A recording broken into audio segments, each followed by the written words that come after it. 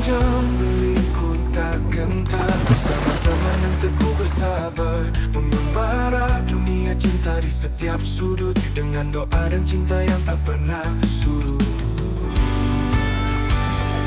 Bersama kita tarbiyah dapat sejati di jalan dakwah yang suci, takkan pernah surut walau Perjalanan tarbiyah backpackers kali ini kami menuju ke Pulau Redan yang terletak di luar pesisir Terengganu di Laut Cina Selatan. Bukan sahaja terkenal dengan sebagai destinasi pelancongan yang pantai putih dan air yang biru jernih, tetapi juga mempunyai sejarah dan nilai budaya yang sangat panjang. Nama Pulau Redan dipercayai berasal daripada perkataan dialek Melayu Terengganu lama yang bermaksud tempat berlindung atau tempat berteduh.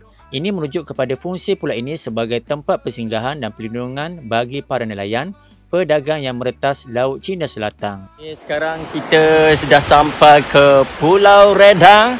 So tadi kita dah tengok penyu dan kita tadi gerak pukul 8 pagi tadi dan kita naik pada pukul 9. Kita pusing dulu di sekitar sebelah Merah. Dan akhirnya kita sampai di Pulau Redan yang sangat indah sekali di negeri Terengganu. Yang mana-mana yang datang ke Terengganu sangat sesuai lah musim ini. Sebelum cuti sekolah memang ramai orang.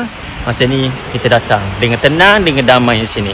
Okay, let's go. Sejarah awal Pulau Redan juga dalam rekod yang lama, kawasan ini termasuk dalam penjajahan Kesultanan Terengganu yang berperanan sebagai pusat dagang dan laluan laut yang strategik. Pada zaman penjajahan British, Pulau Redan digunakan sebagai tempat pemerhatian dan laluan strategik, namun pembangunan ketika itu sangat minimum kerana lokasinya yang agak terpencil. Itu penduduk awal terdiri daripada komuniti nelayan yang hidup secara tradisional, membina rumah kayu dan bergantung kepada laut sebagai sumber kehidupan.